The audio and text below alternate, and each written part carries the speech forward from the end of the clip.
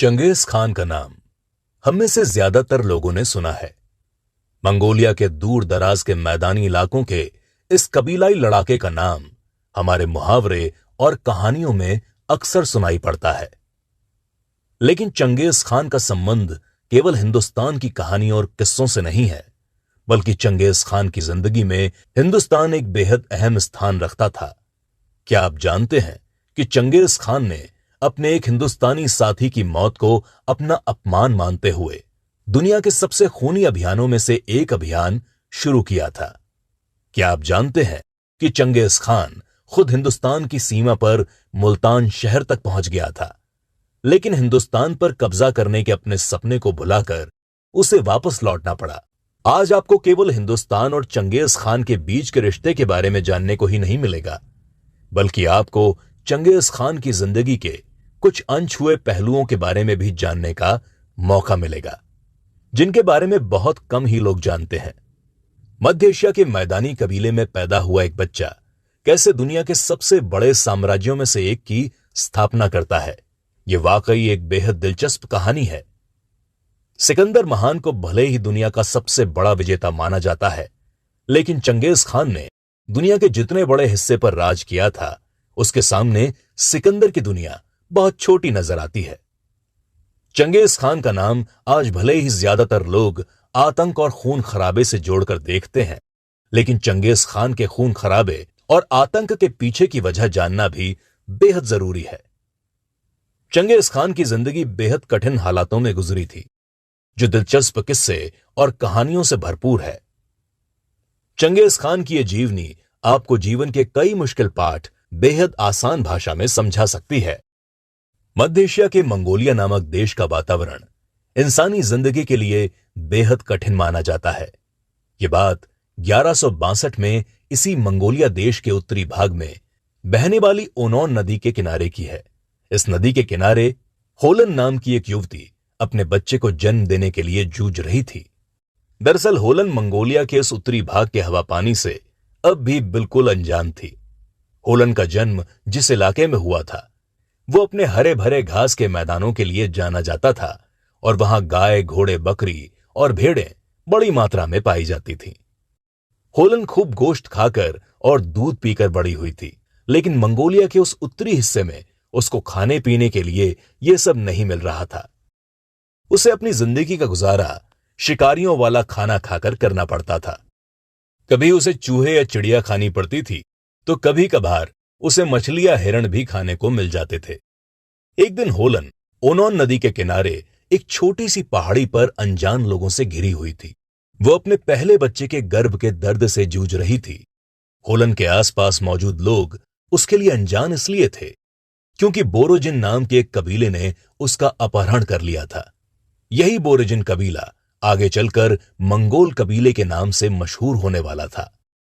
होलन के माता पिता ने उसकी शादी मर्किड नाम के कबीले के एक लड़के से की थी, लेकिन जब वो लड़का होलन को लेकर अपने कबीले की ओर रवाना हुआ, तो उनका अपहरण बोरोजिन कबीले के येसुगी ने कर लिया।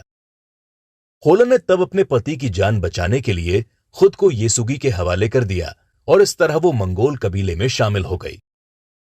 इसी कारण अपने पहले बच्चे को जन्म देते वक्त वो खुद को अनजान लोगों के बीच घिरा महसूस कर रही थी। बहुत तकलीफ सहने के बाद आखिरकार जब होलन ने अपने पहले बच्चे एक लड़के को जन्म दिया, तो वहां मौजूद लोगों ने यह देखा कि उस बच्चे ने अपने हाथ की एक मुट्ठी में कुछ दबाया हुआ था। होलन ने थोड़ा घबराते हुए लेकिन बेहद नरमी के साथ अपने बच्चे की उंगलियों को एक एक करके खोला, ताकि वो ये देख सके कि आखिर वो बच्चा अपने हाथ में कौन सी चीज लेकर इस दुनिया में आया है।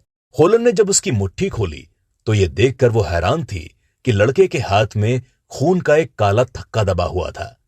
दरअसल उस बच्चे ने अपनी मां के गर्भ में बने खून के थक्के को अपने हाथ में दबा लिया था। होलन के पास मौजूद कबीले के लोगों ने जब बच्चे के हाथ में खून का थक्का देखा, तो वो सभी परेशान हो गए, क्योंकि कबीले के लोगों के हिसाब से ऐसा होना बदकिस्मती और अमंगल की निशानी थी। मगर उस वक्त ओनोन नदी के किनारे पहाड़ी पर मौजूद लोगों में से किसी ने भी यह नहीं सोचा होगा कि यह बच्चा केवल कबीले की ही नहीं बल्कि पूरी दुनिया की किस्मत बदलने वाला था। होलोन का अपहरण करने के कुछ ही दिन बाद येसुगी तातार कबीले के खिलाफ एक मोर्चे पर जंग लड़ने के लिए चला गया था। उस जंग के दौरान येसुगी ने तेमुजिन उगे नाम के एक योद्धा की हत्या कर दी थी। येसुगी जब अपने बेटे के पैदा होने के बाद कबीले में वापस लौटा तो उसने अपने नवजात बच्चे का नाम तेमुजिन रखने का फैसला किया। तेमुजिन नाम का यही लड़का आगे चलकर दुनिया भर में चंगेज खान के नाम से मशहूर होने वाला था। भले ही मंगोलों का कबीलाई इलाका दुनिया से कटा हुआ था, लेकिन इसके बावजूद उन्हें दुनिया में हो रही घटनाओं की पूरी जानकारी रहती थी। चंगेज खान के पैदा होने से कई साल पहले मुसलमान, ईसाई, हिंदू और बौद्ध धर्म के लोगों ने मंगोल कबीलाई इलाकों में खुद को स्थापित करने की कोशिश की थी, मगर वहां के वातावरण और कठिन जीवन को वो सह नहीं पाए। उत्तरी मंगोलिया के कबीले चीन और मध्य एशिया के साथ व्यापारिक, धार्मिक और सैन्य रूप से जुड़े हुए थे। वहीं उत्तरी मंगोलिया के ये कबीले सिल्क रूट से पूरे तरीके से कटे हुए थे, क्योंकि सिल्क रूट गोबी रेगिस्तान के दक्षिण से गुजरता था, मगर इसके बावजूद सिल्क रूट से गुजरने वाले बेशकीमती सामानों की जानकारी इन कबीलों तक पहुंच जाती थी। इस कबीले के लोगों को यह मालूम था कि दक्षिण में सिल्क रूट की ओर खजाना मौजूद था, लेकिन इन बंजारे कबीलाई लोगों के लिए दक्षिण तक पहुंचने की बात असंभव सी मालूम होती थी। ऐसा इसलिए था क्योंकि उत्तरी मंगोलिया के ये कबीले आपस में लड़ने में ही अपना ज्यादातर वक्त गुजार देते थे। इसके अलावा ये कबीले बेहद छोटे छोटे हिस्सों में बटे हुए थे, जिस वजह से इनकी शक्ति केंद्रित नहीं थी। इन सब के अलावा कबीले के लोगों के पास जो समय बचता था, उसमें वो अपने खाने पीने के लिए शिकार ढूंढने में लगे रहते थे। तेमुजिन के बचपन के बारे में ज्यादा जानकारियां मौजूद नहीं है, लेकिन ऐसा माना जाता है कि तेमुजिन के पिता की नजरों में उसका महत्व बहुत ज्यादा नहीं था। ऐसा कहा जाता है कि एक दिन जब बोरेजिन कबीला अपने रहने की जगह बदल रहा था, तब तेमुजिन के पिता येसुगी उसे पीछे भूलकर चले गए थे। उस दौरान तेमुजिन की देखभाल दूसरे कबीले के सरदार द्वारा की गई थी। इसके कुछ समय बाद उस दूसरे कबीले के सरदार ने तेमुजिन को उस कबीले तक सुरक्षित और सकुशल पहुंचा दिया था। वहीं केवल 9 साल की उम्र में ही येसुगी तेमुजिन को लेकर उसके लिए लड़की ढूंढने चले गए थे। तेमुजिन की मां यह चाहती थी कि उसके बेटे की पत्नी भी उन्हीं के कबीले की कोई लड़की हो। उस दौर में कबीलों की यह परंपरा थी कि लड़की से शादी करने से पहले लड़के को लड़की के माता पिता के घर कुछ सालों तक सेवाएं और उपहार देने होते थे। इसी परंपरा के चलते तेमुजिन के पिता उपहार के तौर पर एक अतिरिक्त घोड़ा लेकर पूर्व की ओर चल पड़े, जहां पर तेमुजिन की मां होलन का कबीला रहता था। ऐसा कहा जाता है कि तेमुजिन के पिता येसुगी उसे घर से दूर केवल इसलिए नहीं ले गए थे ताकि वो उसके लिए एक लड़की ढूंढ सके।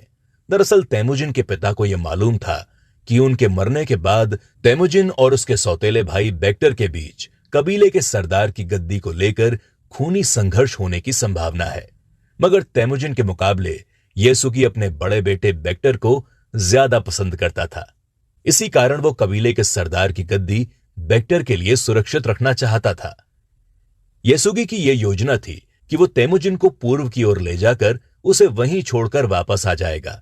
दूसरी ओर तेमुजिन जब अपने पिता के साथ अपने लिए लड़की की तलाश में पूर्व की ओर गया तो वो पहली बार ओनोन नदी के दूसरी ओर मौजूद दुनिया से रूबरू हुआ। तेमुजिन के पिता उसे घर से ज्यादा दूर ले जाकर छोड़ देना चाहते थे ताकि वो बेक्टर के साथ सरदार की गद्दी हासिल करने की लड़ाई न लड़े, मगर इसके बावजूद तेमुजिन के पिता उसे उसकी मां के कबीले तक नहीं ले गए।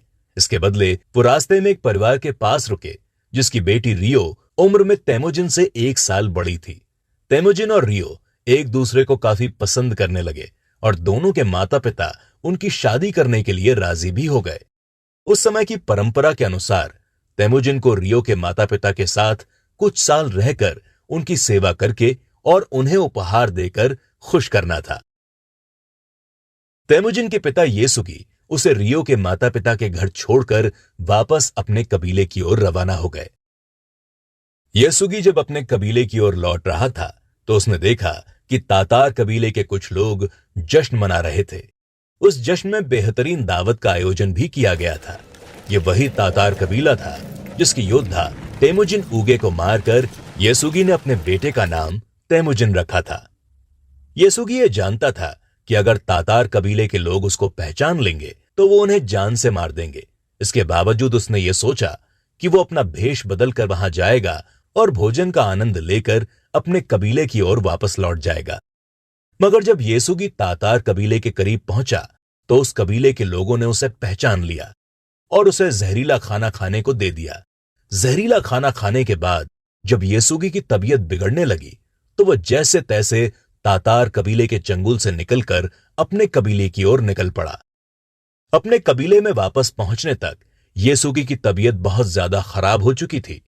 कबीले में पहुंचते ही उन्होंने एक आदमी को भेजकर तेमुजिन को वापस बुलाने का आदेश दिया, लेकिन जब तक तेमुजिन वापस अपने पिता के पास पहुंचा तब तक उसके पिता की मौत हो चुकी थी। जब येसुगी की मौत हुई तो उस समय उसकी 2 बीवियां थीं और उन दोनों बीवियों से उसको 7 बच्चे थे जिनकी उम्र 10 साल से कम थी। इस कारण येसुगी का परिवार बेहद कमजोर पड़ चुका था। तेमुजिन के पिता का कबीला बोरेजिन उस वक्त ताइचुट कबीले के संरक्षण में चल रहा था, लेकिन जब तेमुजिन के पिता येसुगी की मौत हो गई तब ताइचुट कबीले ने येसुगी के परिवार की जिम्मेदारी उठाने से इनकार कर दिया। दरअसल उस दौर में मंगोलियाई कबीलों में यह परंपरा थी कि अगर कबीले के सरदार की मौत के बाद उसके परिवार में कोई योग्य पुरुष ना हो तो उस परिवार को कबीले से अलग कर दिया जाता था। ताइचुट कबीला येसुगी के परिवार के 9 सदस्यों का अतिरिक्त बोझ नहीं उठाना चाहता था। येसुगी के परिवार में तेमुजिन और बेक्टर समेत सभी सदस्य बेहद कम उम्र के थे और अपना खाना पीना जुटाने की स्थिति में नहीं थे। इसीलिए अगर ताइचुट कबीला उन्हें अपने साथ रखता तो उन्हें उनके लिए भी खाने पीने का इंतजाम करना पड़ता। जैसा कि हमने पहले भी बताया है कि कबीलाई इलाकों में खाने पीने का इंतजाम करना बहुत मुश्किल होता था। इसी कारण ताइचुट कबीले ने येसुगी के परिवार को कबीले से अलग कर दिया। बाकी का कबीला जब येसुगी के परिवार को छोड़कर दूसरी जगह रहने जा रहा था तब पूरे कबीले में केवल एक बूढ़े आदमी को छोड़कर किसी ने भी अपने पुराने सरदार येसुगी के परिवार की मदद करने की कोशिश नहीं की। जब उस बूढ़े आदमी ने कबीले के बाकी लोगों से कहा कि वो अपने पुराने सरदार के परिवार को पीछे छोड़कर अच्छा नहीं कर रहे तो कबीले के कुछ नौजवानों ने उसकी पिटाई कर दी। नौजवानों की पिटाई से बूढ़े आदमी को काफी चोटें आईं और आखिर में उसकी मृत्यु हो गई। ये देखकर तेमुजिन, जिसकी उम्र उस समय लगभग 10 वर्ष रही होगी, उसके मन पर बहुत गहरा प्रभाव पड़ा। जब नौजवान लड़के उस बूढ़े आदमी को मार रहे थे तब तेमुजिन ने जाकर उसकी सहायता करने की कोशिश की थी, लेकिन उस समय वो बहुत कमजोर था